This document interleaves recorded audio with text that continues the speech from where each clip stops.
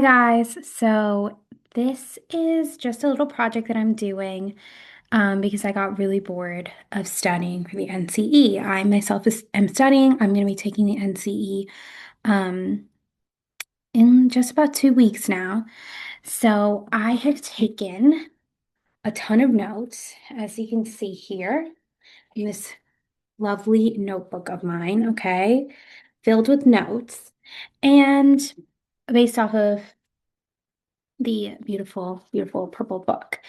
And I felt that I wanted to do something with these notes and just make it a little more interesting for me to review. So I took my notes and I made them into slides, and I thought, let me do a video of me explaining it. And hopefully, maybe just one person can benefit from this video if you're a visual learner like me. So here we go. Let's do it. I'm going to take you through the counseling and helping relationships chapter. So for this video, it's just going to cover the first half of the chapter. Well, maybe 2/3. So it'll be psychodynamic theories and behavior theories. Okay.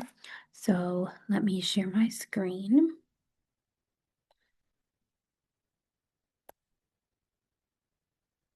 Okay, cool.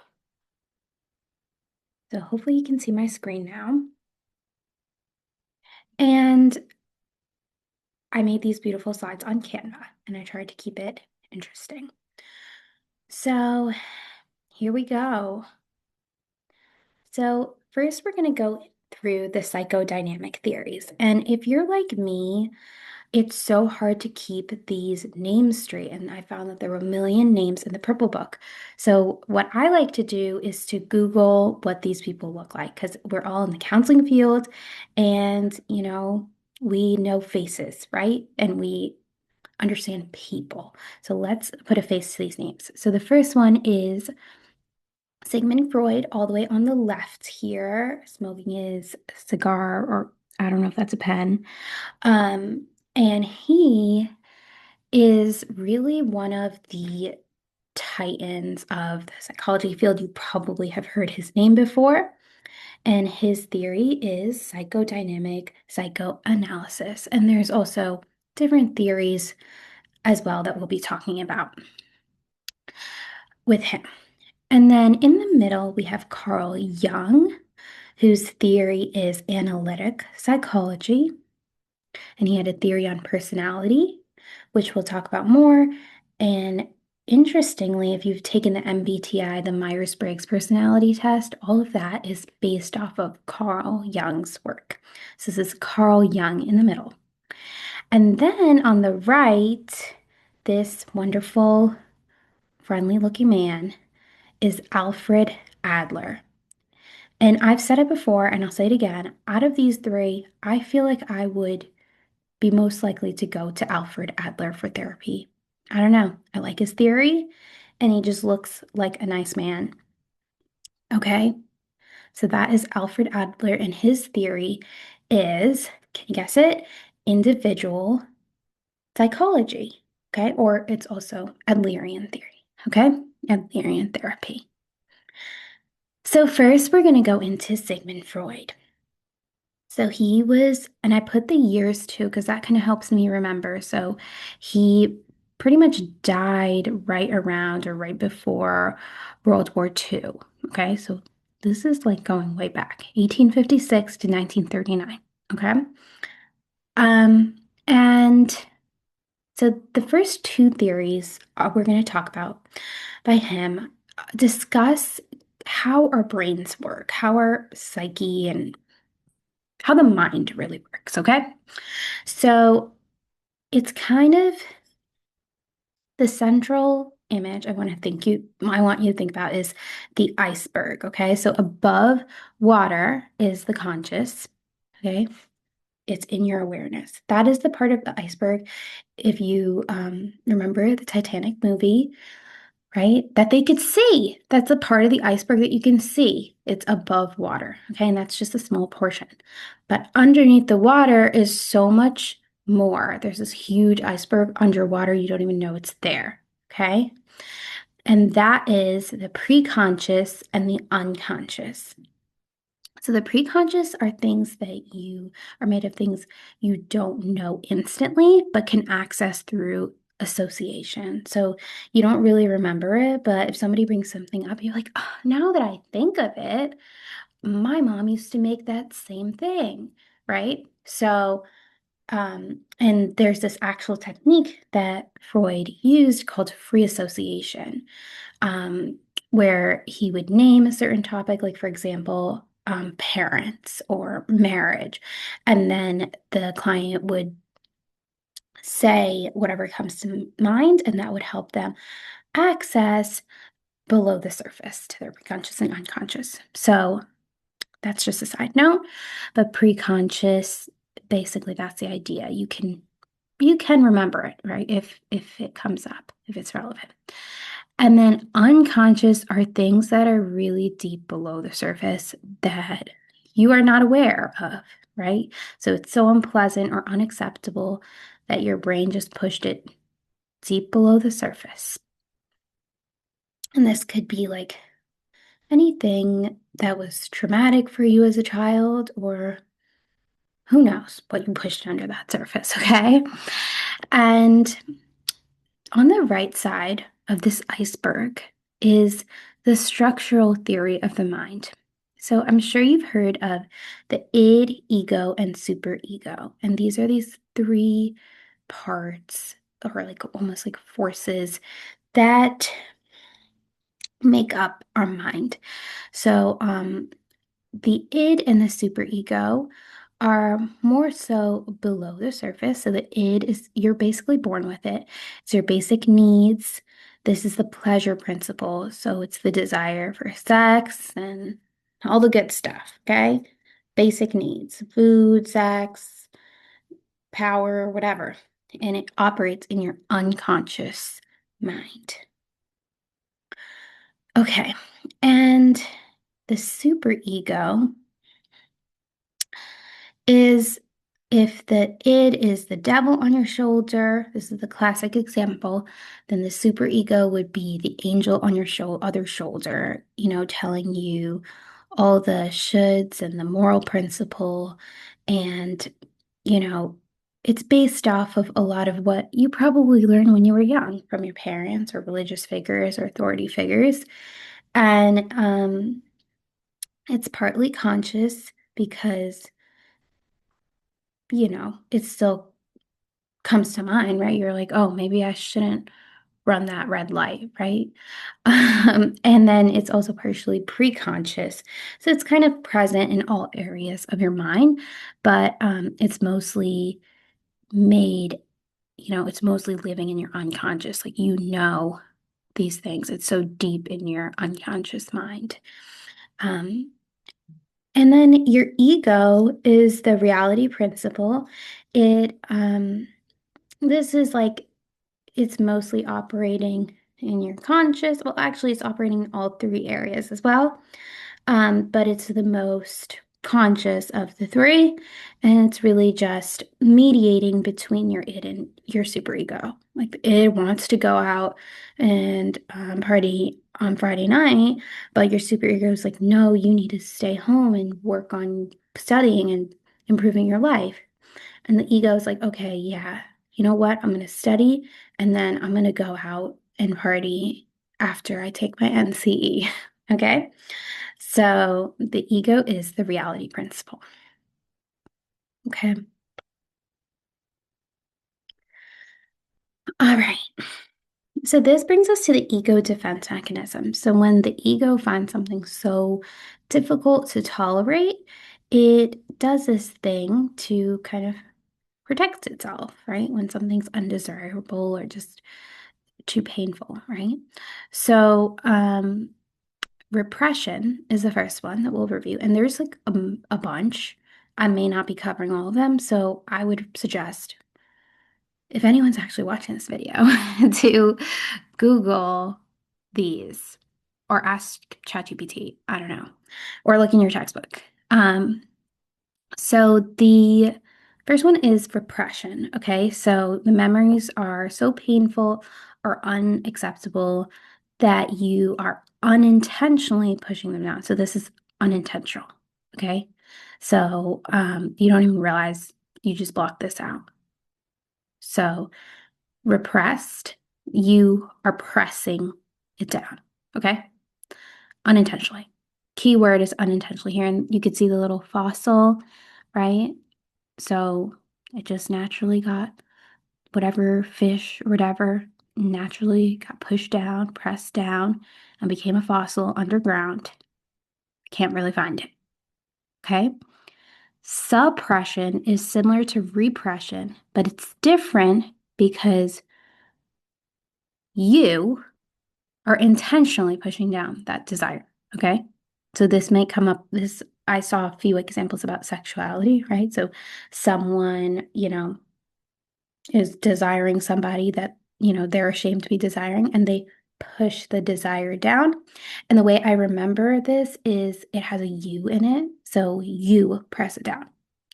Okay. And this is like the girl is digging a hole and she's burying whatever that desire is. Okay. And then reaction formation is the opposite of desire. So this is when, okay, for example, and these are like the opposite arrows, okay, on the left, the icon. And it's when you, for example, you really don't like your neighbor. You hate your neighbor, okay? And instead of saying to the neighbor, I hate you, instead you make a huge effort to be super nice to this neighbor, right? So sometimes people do this. And it's I like to think of it as, for every action, there's an equal and opposite reaction. I don't know why, that helps me remember it. So reaction formation, you're doing the opposite of the desire. Sublimation is when you find a socially acceptable way to carry out the desire. So the butcher example, I think I saw in the purple book, is a great one, where, okay, somebody has a desire to harm animals or whatever, cut people up, and they find a socially acceptable job as a butcher and contribute to society, and that's how they carry out their desire. Okay. So I think the show Dexter is about that, but I can't remember. I don't know. Anyways, forget that. But the butcher example, okay? And then identification is when you are unconsciously modeling yourself. So look at this little copy paste. You're unconsciously modeling yourself after another person. So when I was younger, I used to copy my brother. I didn't even realize it. He joined the marching band. I joined the color guard. Okay. He went to school for business. So I basically copied him. I didn't realize. Okay. Identification. And then introjection, or another good example of that is Miley Cyrus talks about when she was on the Hannah Montana show acting as Hannah Montana as a little kid, she almost saw herself as Hannah Montana slash Miley, right? In when she would put on that wig or, when she would go about doing her press stuff. So that's another example of identification.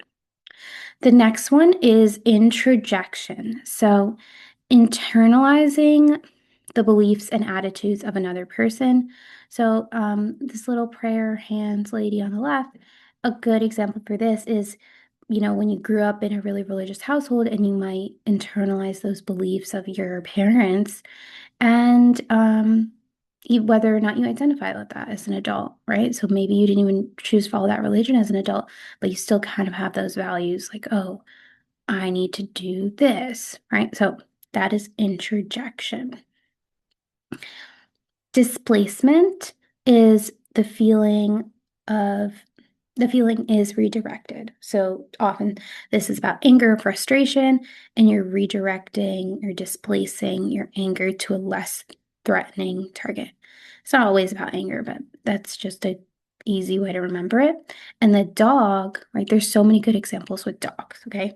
Two examples I'm going to give you. One of them is the guy comes home. I think this is from the Purple Book. The guy comes home. He had argued with his boss that day at work, or he was really angry at his boss. He can't yell at his boss. He can't kick his boss, right? But he comes home and he kicks the dog. Okay, he's displacing his anger.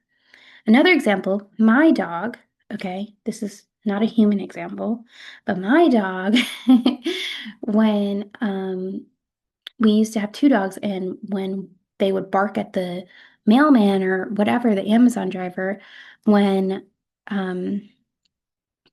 they would get too overwhelmed, one of the dogs would bite the other dog.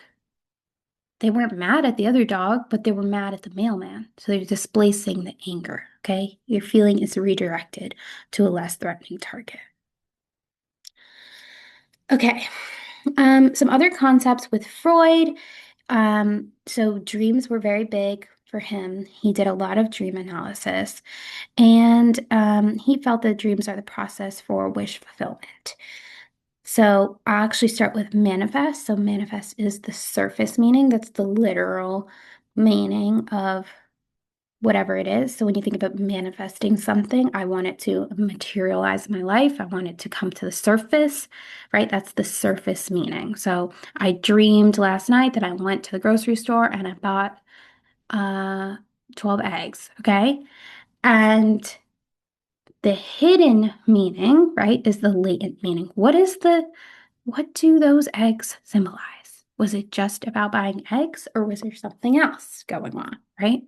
The latent meaning that is below the surface. And I just like to think of it as like the lazy person sleeping under the surface. I don't know. That helps me. Okay. And then Eros and then Thanatos. So the life instinct and death instinct. So Freud felt that humans were motivated by this life and death instinct, and that's what kind of drove them. So Eros is the life instinct, and Thanatos, which kind of sounds like Thanos from the Avengers, is the death instinct. Okay. And then he believed in catharsis, which is the talking cure, or abreaction. So it's this intense release of repression emotions through talking about these painful experiences. That's really the heart of these, especially Freud's psychodynamic psychoanalysis. And then he also believed in transference, which I'm sure you guys learned in class, but it's basically when the client sees someone else, or is reminded of someone else, like a parent or whoever, partner, brother, sister, by their counselor. So they're looking at you, the counselor, and they're seeing their dad or their mom or whatever it is. And there's also countertransference, which is the other way around, when you look at your client and you're reminded of somebody, okay? And that makes you feel some type of way. There's two other things that I want you to know. Little Hans is an example of a child who feared going outside because he was worried that he was going to be bit by a horse. And then Freud interpreted this as the child was afraid of castration because he was in the phallic stage of development. So this kind of connects to the human development chapter, but it's just an example of how Freud interpreted things as kind of with like a deeper meaning than just what was literally going on. And then, he saw people's motivations, right? And even if it's a child, he felt people were motivated by kind of other deeper needs, like life instinct, death instinct, sex, whatever. And it's weird, but it's okay. Moving on.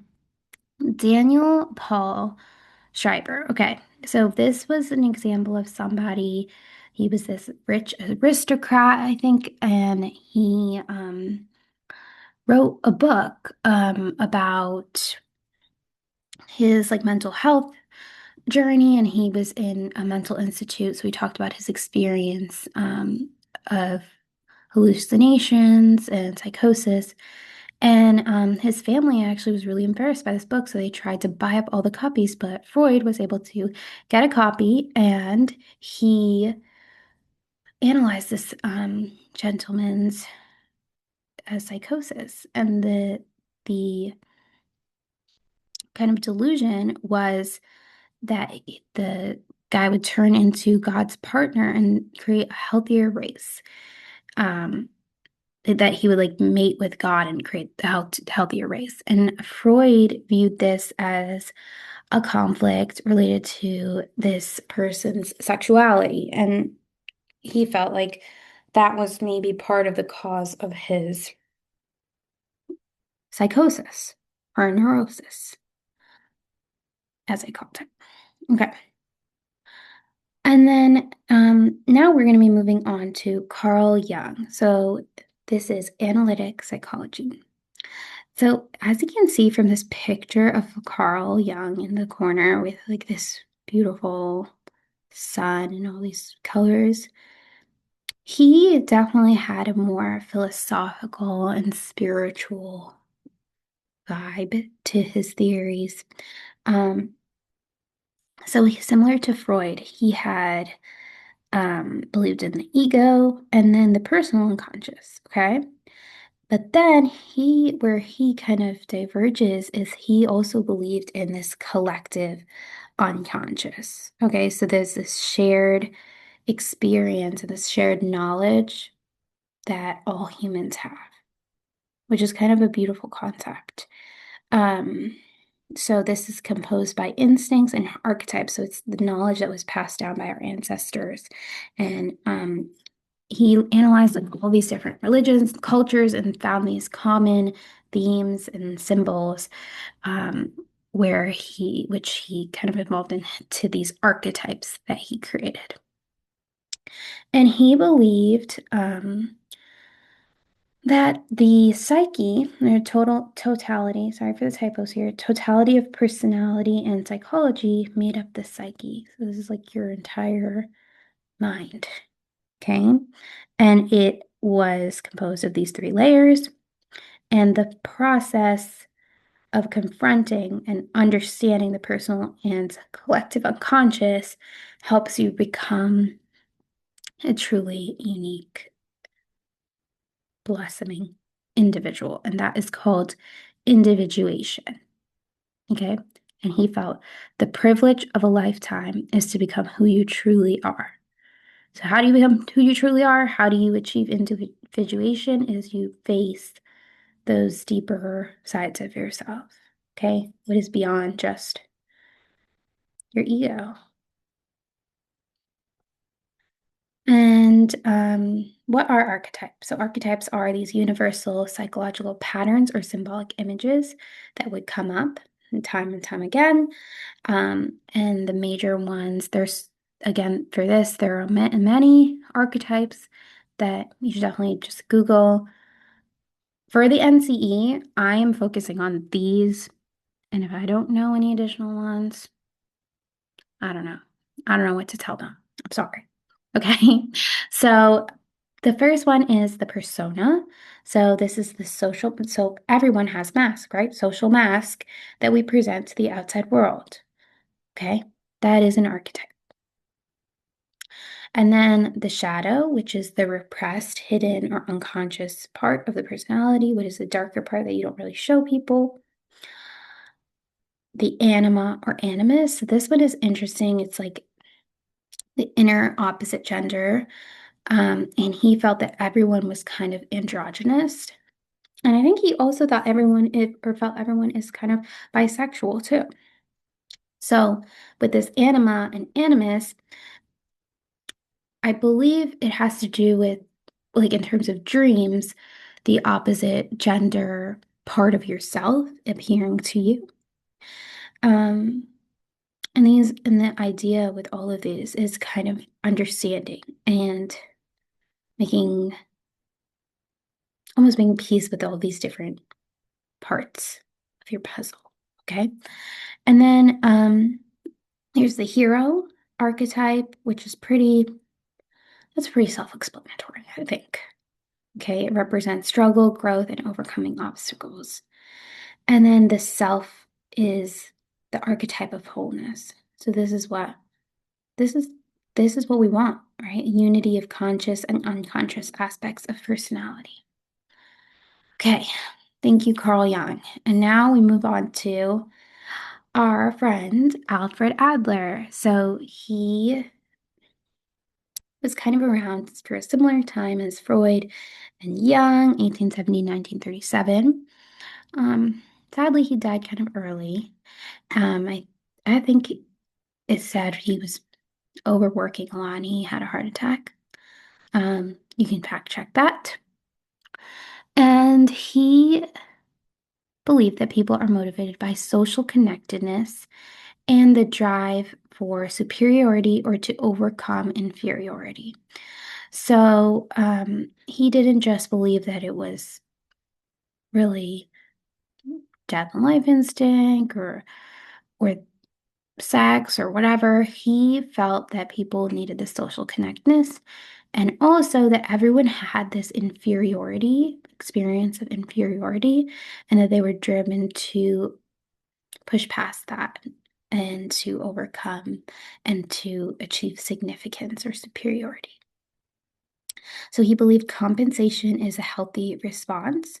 So you feel inferior and then you work towards building strengths and abilities. So if you never feel inferior, I agree with this, right? If you never struggle, right, as a human, first of all, I don't believe anybody exists who's never struggled, right? But if somehow that happened, what what would they ever be motivated by, right? Okay, that's a crazy thought. And there is this little smiley face, sad face with the sweat and looks sick. So Alfred Adler himself experienced inferiority. He was a very sickly child and he felt inferior to his older brother. And then he had a glow up, see? He pushed himself and he became this distinguished theorist. And he believed that neurosis is rooted in inferiority and not really working through that. His theory is teleological, so that means future oriented. That might be on the NCE. I saw a couple of practice questions with that. And I like to remember it as like teleporting to the future. You're future oriented, teleological. And then I don't know if I can pronounce it. Phenomenological is based on the client's lived experience. So I don't know about you, but I have a lot of phenomena that has happened to me in my life, right? That's my lived experience. Or you think my life has been phenomenal, right? That's your lived experience. Um, and all behavior has a purpose, that's what he believed. So this is kind of like a precursor to some more like CBT and like behavior oriented therapies. What does procrastinating help you achieve? In his mind, in Alfred Adler's mind, you're avoiding something else. So the symptom is helping you in some way. The behavior has a purpose, otherwise you wouldn't be doing it. In the case of procrastination, that's avoiding stress, failure, judgment, etc. And he believed that people form lifestyles by the age of 5 or 6. And these are beliefs about yourself, others, and the world. And within that lifestyle is this private logic, which is subjective, often faulty beliefs that are used to justify your behavior. And then basic mistakes are those faulty beliefs. So there's a bunch of these. So 2 of them are overgeneralization. So I failed once, so I'll always fail. Or false goals of security. I must be perfect to be safe. Okay. So, Adler believed in the birth order is a major thing, but that perceived position is also more important. So he felt that, based on birth order, people had certain personality types and, you know, just key factors to them. But just because are the youngest, technically, if your older brother is, disabled or something, then you may have taken on more of that older sibling role. You get what I'm saying? So it's not necessarily the actual order, but the perceived position also plays a role. So this birth order, when I was reading this, I have only one brother, but I'm gonna give you an example of my cousins. Okay, because there's three of them. So my oldest cousin, okay, this actually kind of describes her. Okay, her name is Priya. So she is responsible. She's kind of conservative, okay, sometimes. She's organized and she's a leader. She's definitely okay, so she's definitely a leader. She gives the younger siblings advice. Sometimes she gives me advice, and she's very organized. She keeps all of her stuff in her apartment so neatly, and she always knows where everything is and is very minimalist, okay? She is describing this older sibling. Maybe you have somebody in your life who's an oldest sibling who kind of reminds you of this. And they may have felt dethroned by the next child, so they may have lost the attention. This is probably true. A lot of older siblings may feel dethroned by the younger child, and um, a lot of older siblings have to take on more responsibilities, right? When there's a younger sibling and the attention goes towards them.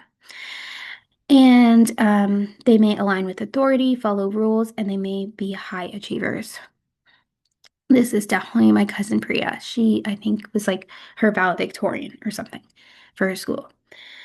And then the middle child, okay, is, um, and this is perfect because my cousin's middle cousin is a boy. So, my middle cousin might have felt squeezed out by the attention going to the youngest and the oldest, and he is definitely flexible and a mediator. I don't know if he feels overlooked. I have to ask him. But he definitely had a lot of friends growing up and would always hang out with his friends. And they may be a little rebellious. The youngest child is these are like almost what you'll see in pop culture ideas of the youngest, middle, and oldest. So the youngest is considered to be pampered, charming, dependent, um, like the spoiled younger child. Okay. My cousin, the youngest one, is definitely not spoiled, but I think growing up, they probably put her into that basket just because she's younger. Same thing for me, right? I'm the youngest sibling, and everyone, younger sibling, and everyone in my family, you know, thought that I was spoiled, but I wasn't. Okay. So, they may be babied, and there's a risk of dependency. They can also become a high achiever to stand out. Okay. And then there is the only child. So they are, um, so I'm sure you've heard descriptions of how only children are. They, get all the attention, so they may be, more adult oriented. They may be more mature, perfectionistic, and they may struggle with sharing. Okay. This reminds me of my friend growing up, my friend Aria. She, definitely didn't like sharing with me sometimes when it comes to food, but I also don't like sharing, and I'm not an only child, so I don't know. And then life tasks, okay? So everyone has these three kind of tasks in life: building friendships, establishing intimacy, and contributing to society. So Adler had more of a social view of what humans really need. I agree with that. We are social creatures after all. And to Adler, contribution is the meaning, sorry for typo, of life. And he believed there's a limited time on Earth, so wanted to contribute while you are here. I kind of love this theory. And except maybe, I don't know how accurate these sibling order thing is, but I could see where he was going with that. The aim of Adlerian therapy is to recognize feelings of inferiority and lead more fulfilling lives. So by facing the inferiority and working through it, you build these skills, these strengths, and you live a more meaningful life. Okay? Okay, I'm gonna take a breath. So now we are going into the behavior-oriented therapies. Okay, so behaviorism, behavior modification, and behavior therapy. Again, I have these friendly faces here for us to learn. So I'm not going to spend too much time here because you're going to see them on the upcoming slides. Okay, my laptop wanted me to just go to the next slide. So here we are. So what is behaviorism? It's the theory that psychology can be objectively studied through observable action. Okay, so behaviorists believe that if you can't observe it, right, then, I mean, some behaviorists believe if you can't observe it, then it doesn't really exist, right? What is it? So the key players that we're going to talk about on this slide are Ivan Pavlov and B.F. Skinner. So Ivan Pavlov was the guy who did that well-known experiment called Pavlov's dogs. Okay, so what he did was every time he would ring a bell and then he would give the dog food. Okay, so then the dog, over time, when he would ring the bell, the dog would start salivating because it would know that the food is coming. Okay, so what he did here was he paired a neutral stimulus. So if you ring a bell around a dog, they're probably not gonna know what the heck you're doing. It's a neutral stimulus. The bell itself doesn't mean anything to the dog. But the food is an unconditioned stimulus. So even if you didn't condition the dog, its mouth would water, right, when it sees food. So the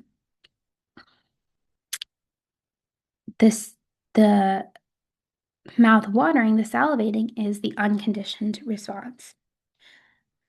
So what happened was when he associated the bell with the food, the bell became a conditioned stimulus because now the dog was conditioned to respond to that stimulus. And the salivating became the conditioned response. Okay?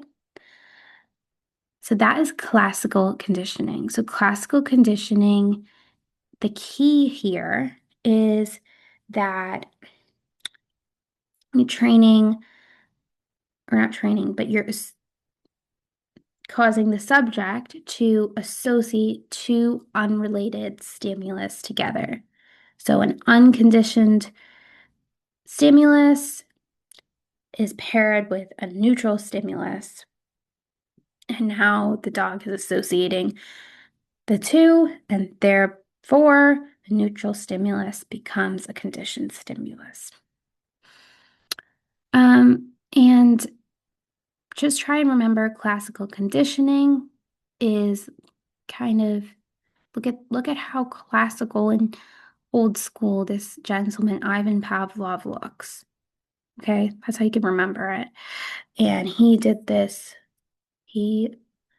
experiment with the dog and the bell. And then operant conditioning, the subject learns by associating with the consequences. Okay, so it's also equivalent to instrumental conditioning. So there's some reinforcement or punishment that is applied after the behavior.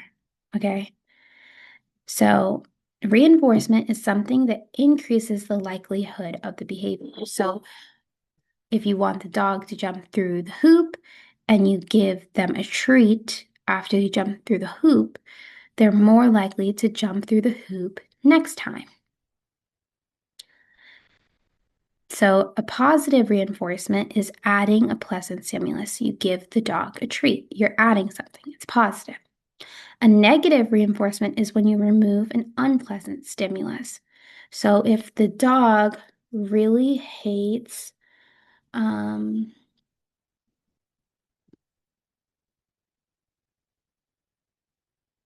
if the dog really hates your friend, okay, and you remove your friend from the room, okay, you're removing an unpleasant stimulus. So that means that the dog is more likely, in this example, to jump through the hoop. Okay, it's kind of a bad example. I'm sorry, but let me think about this. Okay, if a kid, okay, is quiet all day at school, the teacher might say, okay, now you don't have to do your homework. If you're quiet all day, you don't have to do your homework. Okay, so the negative reinforcement is they're taking away the unpleasant stimulus, which is the homework, and now the child is more likely to be quiet. Not that we want the kids to be quiet, I mean, whatever. But, that's the example. Okay, so the next one is punishment, something that decreases the behavior. So this is pretty easy. Positive punishment is you add something unpleasant, okay? If, like, that's like spanking, okay? You're doing something that the child doesn't like. Or if you hit the dog, okay? I'm thinking of bad examples for punishment. I mean, these are good examples, but it's sad. And the negative punishment is adding something pleasant. Huh? Is that right?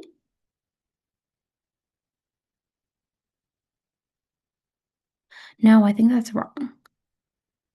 The negative punishment is you're taking away something pleasant. Okay, so pay attention here. This note is wrong. So negative punishment is you're taking away something that's pleasant. So you take away the dog's toy because the dog wasn't jumping through the hoop. Or you tell the kid, oh, you can't have recess now because you were doing all that. Okay, that's adding, or that's taking away something unpleasant. Taking away something pleasant. Okay. And then Skinner's work was the basis for ABA, which is applied behavior analysis. I used to work as behavior tech. So this is often used with children or adults with autism or other developmental disabilities to kind of teach skills. And skills and behaviors. And then behavior is impacted by what comes after. This is a key point. So if you give a dog a treat and then you ask him to jump through the hoop, he's not going to know that you're associating the treat with the hoop. He's just going to think you just gave him a treat and now you want to jump through the hoop. If you give the dog the treat after jumping through the hoop, that is actually what has been researched and shown to increase the likelihood of him jumping through the hoop. Okay. So continuing on to other concepts. So there may be a question on the NCE about reinforcement schedules. So variable schedules are more effective than fixed schedules, and ratio schedules are more effective than interval schedules. So within this, there may be like various different combinations. So variable ratio means that every couple of times a behavior is shown, then you're rewarding it. So that's like a slot machine. That's the most effective and most addicting, right? Gambling is so addicting at a slot machine because every once in a while, every few times of playing the slot machine, somebody's winning. Okay, so you don't know when you're going to get it again. And it's very effective in promoting that behavior happening again. The least effective are fixed interval. Okay, so that's after 10 minutes, this person is going to get a piece of candy. Okay, So after a certain amount of time, you get the reinforcement.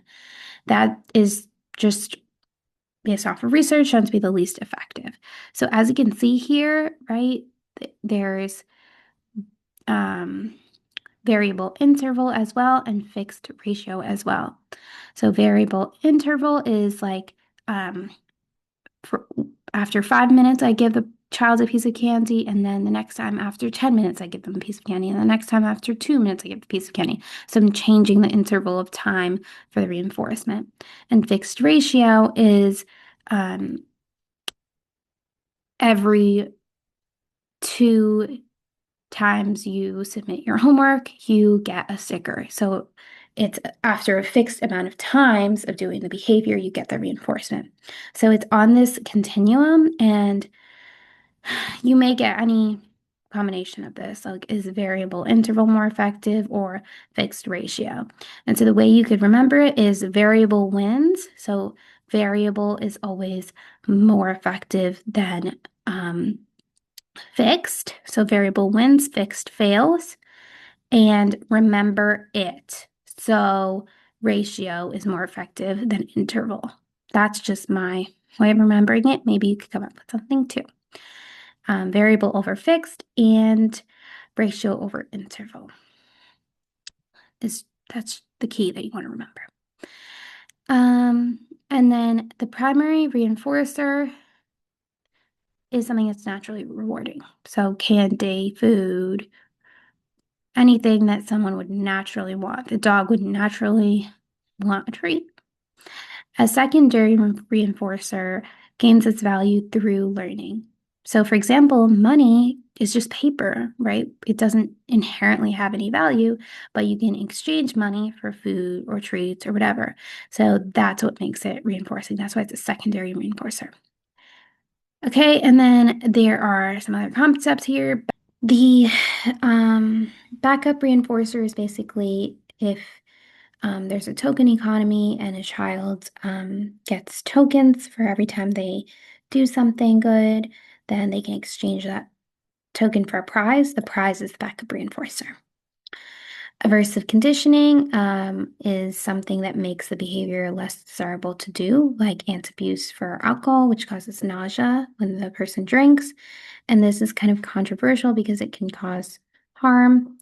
And just generally, a point that I didn't get to make, but I want to emphasize is that the research shows that reinforcers are shown to be more effective than punishers.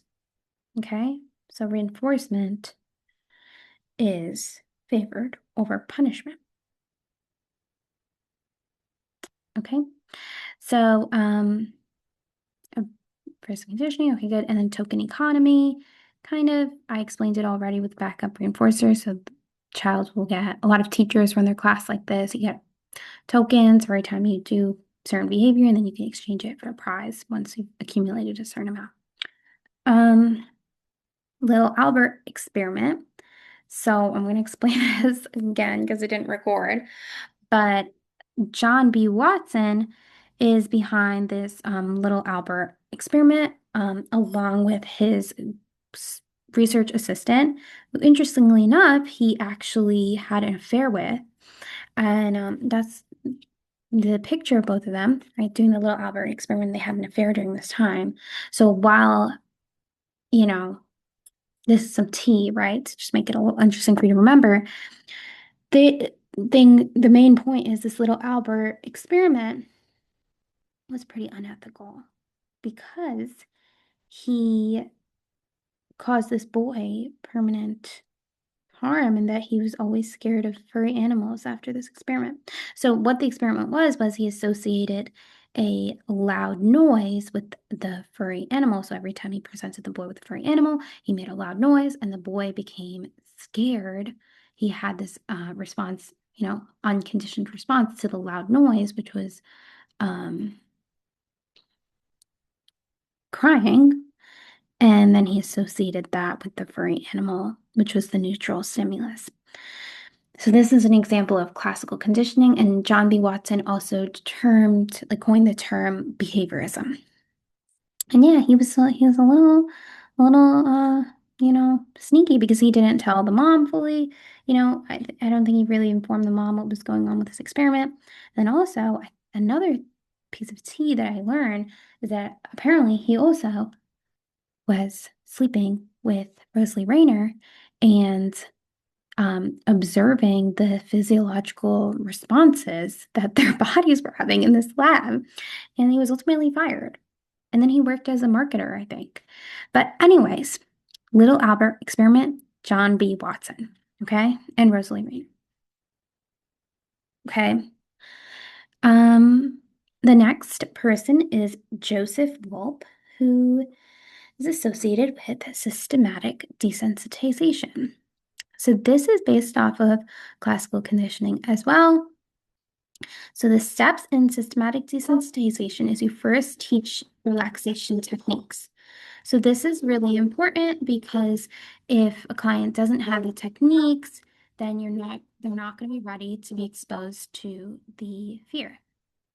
So you teach them deep breathing, progressive muscle relaxation, and visualization, among other things, right? Relaxation for relaxation. And then the second step is that you create a fear hierarchy, which they list fear situations from least to most anxiety provoking.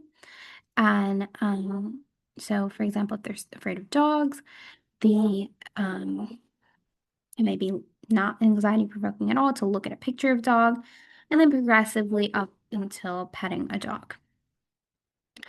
So the last step is gradual exposure while relaxed. So now that they have their fear hierarchy, they start with the least fearful item while practicing relaxation, and they move up the hierarchy once relaxed at each step. And then hopefully the result is that they become less anxious when presented with that thing. Okay, so the next person, finally, we get a lady. So this is Dr. Francine Shapiro. So she actually discovered, or, invented, I guess you could say, EMDR, which is eye movement desensitization and reprocessing. And she discovered this while she was walking in the park and she was remembering something distressing, maybe traumatic, I don't know. And as she was looking around in the park, she kind of realized that it was making her feel less distressed, which is crazy. She accidentally discovered this powerful technique.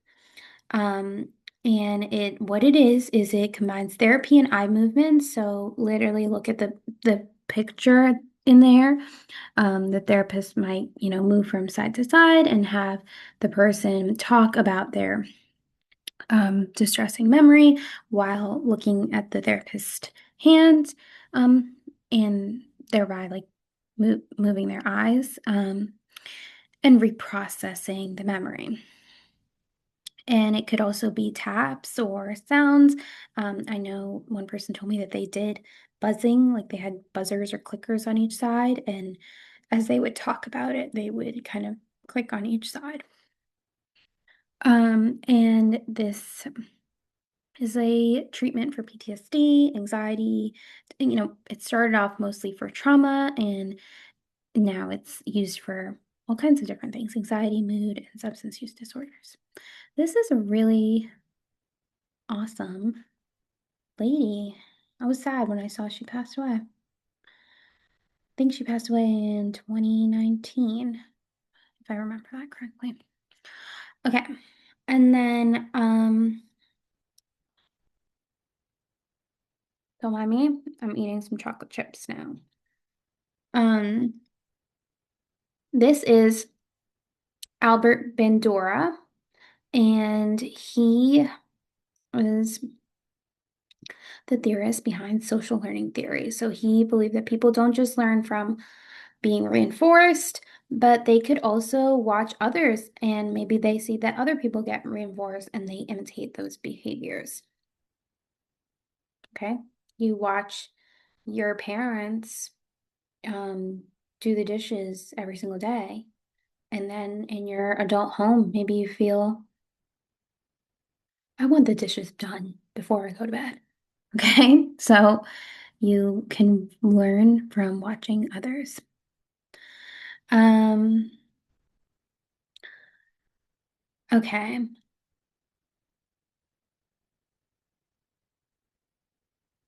so these are some other behaviorism things, behaviorist theories and things that you should just know. And I honestly got really tired, so I didn't get to make a slide on each of these things. So I have this image of you locking in. Oh, sorry. You locking in the big brain. This is what I need from you right now as I try to briefly explain what I can recall from each of these. Okay, so sensate focus is kind of like a sex therapy, a behavioral sex therapy.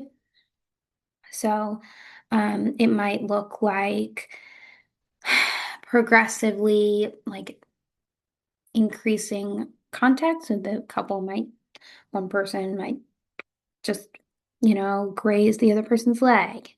That's it.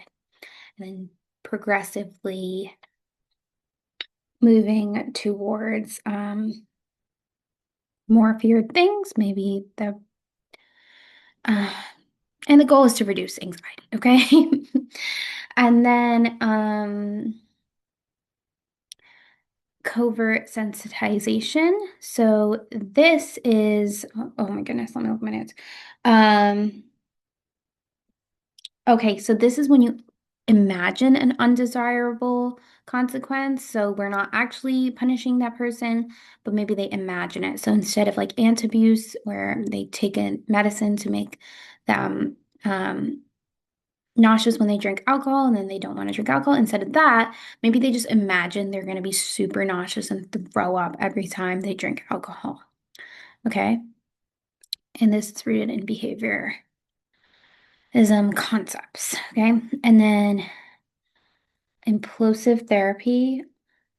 Oh my god. I couldn't tell you. I couldn't tell you what that is. You're gonna have to Google that. Okay. And then biofeedback. I saw that a couple times on the in the practice questions, but that too, I couldn't tell you. I couldn't tell you what that is. Okay. Flooding is when you are exposed right away to something. Um, Not right away, but you're exposed to that thing that you fear. And this is controversial because it can be overwhelming. But for example, somebody is really afraid of taking the train. So they go and they literally take the train. They're flooded with that experience to kind of conquer and just expose themselves to that fear. Okay. ERP is like gold standard treatment for OCD. Oh, ERP is really awesome. It's exposure response prevention. So, um, you will want to look into this more. And, it's only kind of based off of behaviorism concepts, but there's a lot to it. So, essentially, the person will be exposed to that fear, and then they may prevent the response by either delaying it or slowly working up to not doing that response at all, right? So if somebody has an obsession where they have to wash their hands after doing something, they are going to try to not wash their hands for a minute, okay? And usually this involves a hierarchy as well. Okay, that's ERP.